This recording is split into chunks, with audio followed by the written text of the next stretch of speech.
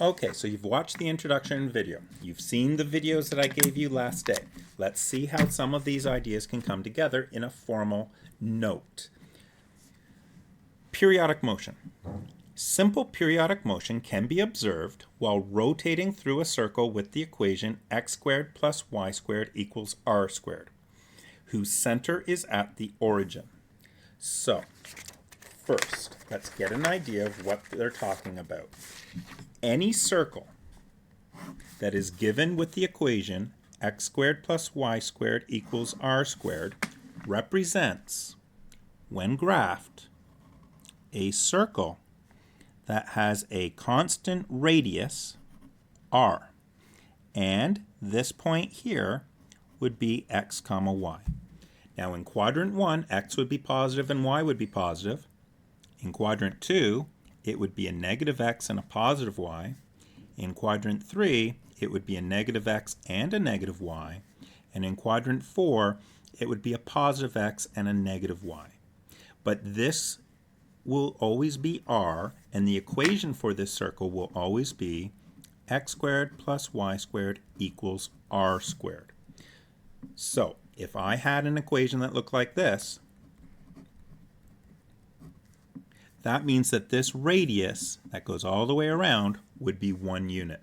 If I had an equation that looked like this, well, that means that r squared equals 9, so the square root of 9 is 3. That means that that unit would be 3. That radius would be 3 all the way around, which means that that would be 3, that would be 3, that would be 3, and all of these are points, right? So this would be negative 3 comma 0, this would be 3 comma 0, this would be, this one is 0 comma 3, this one's 3 comma 0, and down here would be 0 comma negative 3, all the way around. We change that up a little bit, we make it 25, that's a larger circle, r squared equals 25. Instead of coming out to 3, we're going to come out to 5. We're going to go up to 5. We're going to come out to 5. And we're going to have the circle that's larger than the first circle.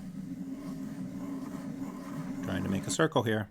And whose radius would always be 5 all the way around that circle.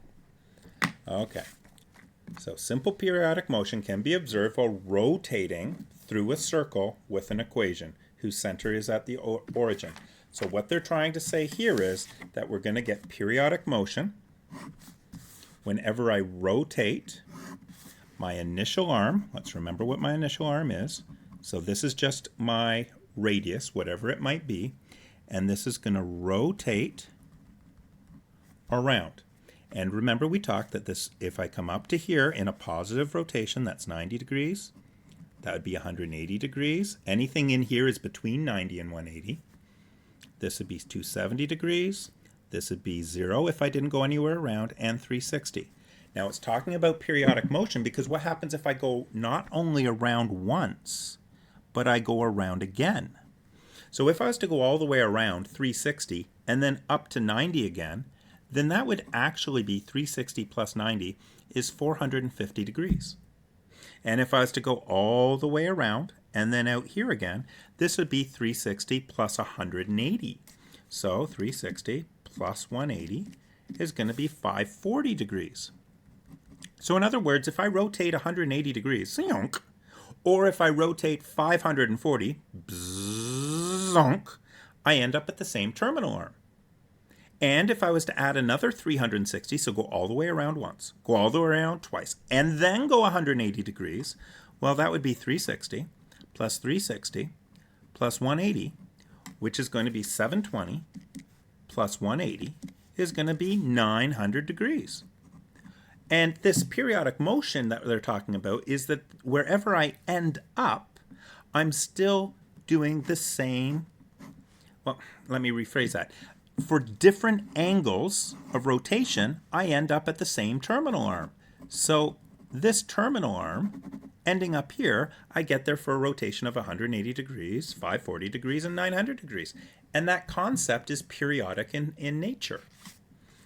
So, the position of an angle when its vertex at the origin with its initial arm along the positive x-axis and its terminal arm rotating about the origin.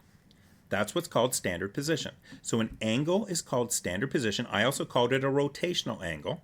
So the same idea is here. This is a rotational angle.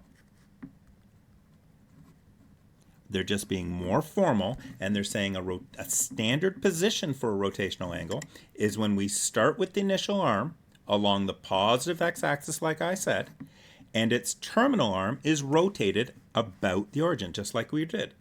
If the rotation is counterclockwise, then it's positive. If the rotation is clockwise, then it's negative. So once again, what this is talking about is that if I start here, that's my initial arm always along the positive x-axis. The terminal arm will be wherever it ends up. If I rotate about the origin this way, it's positive. And if I rotate this direction, it's negative. That's what they're talking about so far. Now notice that this rotation, I should actually have it come all the way around. So let's say I'm going to make something up here for this rotation. This is 180 degrees all the way to here. This is 270, so it has to be something between 180 and 270, right? That's 180. That's 270. So this angle to end up to end up in between here means that this angle is going to have to be between 180 degrees and 270 degrees. So I'm going to invent it. I'm going to pretend that it is 210 degrees. Let's pretend. So if this is 210 degrees,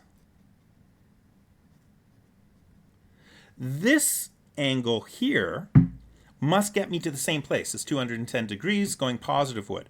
Well, that would be negative 90. Now 210 here will leave 180s here. So to get to 10, I would have to add 30 degrees, right? So that's an extra 30 degrees from 180. Go up to here to 180, and go another 30 degrees, and that'll get me to 210 all the way around.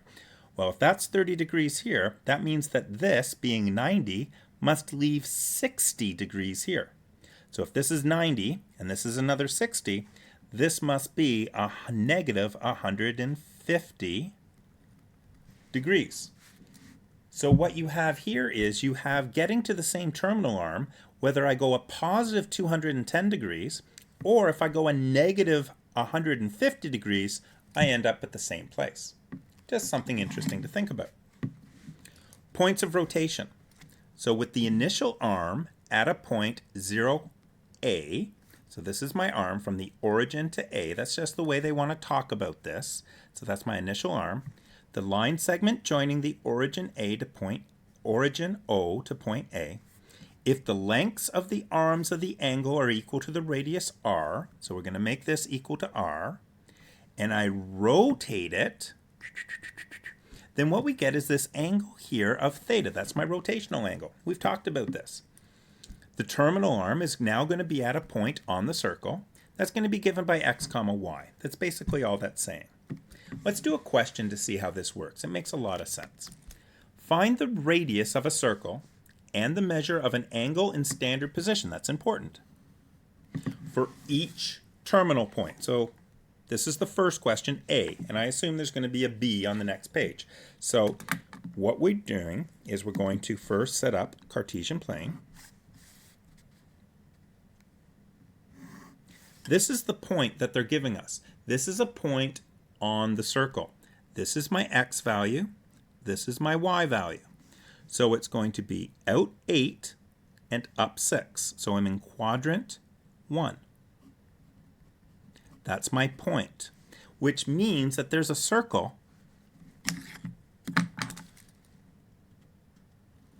that's created from my terminal arm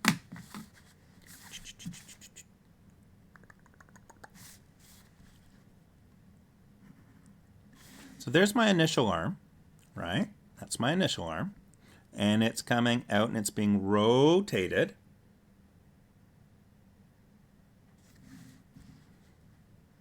Sorry, my initial arm is actually going to be out farther than that 8. That was a mistake.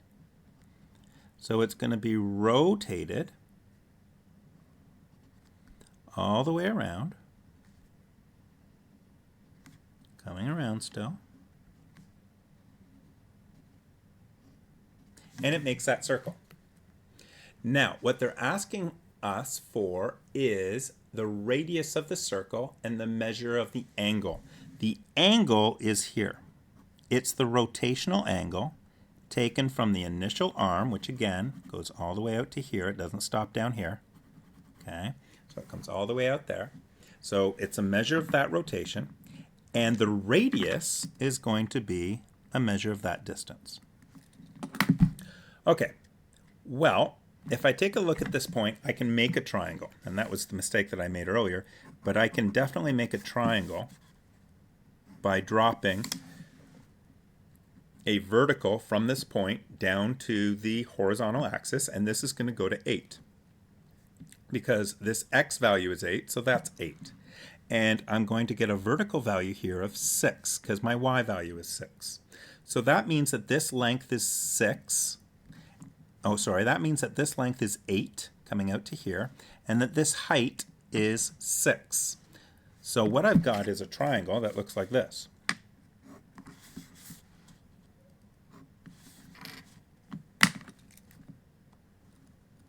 So I'm trying to find the radius, and I've got a length out here of 8 units, and I've got a height up here of 6 units. And we made that by following that point. I think that makes sense. So to get r, what we're going to do is we're going to say r squared equals 6 squared plus 8 squared. So it's going to be 6 squared plus 8 squared equals, and then we're going to square root it, and it's actually plus or minus 10. And we've had this discussion before, but since it's a radius, we're going to omit the negative. So therefore, r equals 10 units. So we know the radius. We've answered the first part. Find the radius of the circle. The radius is 10 units long. Now the next part, find this angle. Well, to do that, we're going to use trigonometry, and we could use any of the trig ratios we want, because we know for this angle, we know that the opposite is 6, the adjacent is 8, and we also know that the hypotenuse is 10. But just in case I made a mistake here, I'm going to say that tan of theta equals opposite over adjacent. We remember that. So it's going to be 6 over adjacent. Using your calculator, 6 divided by 8 equals, second function, because you have to use the inverse if you're going after the angle measurement.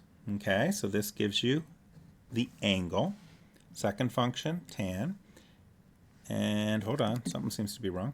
6 divided by 8 equals, second function, tan, is going to be approximately 37 degrees. Does that make sense? Will 37 degrees stay in this quadrant? Well, that's 90. This is 0. So every answer in here should be between 0 and 90 degrees, unless I go all the way around and back up again. So that makes perfect sense, and that's our good answer for this question. Let's take a look at example 2.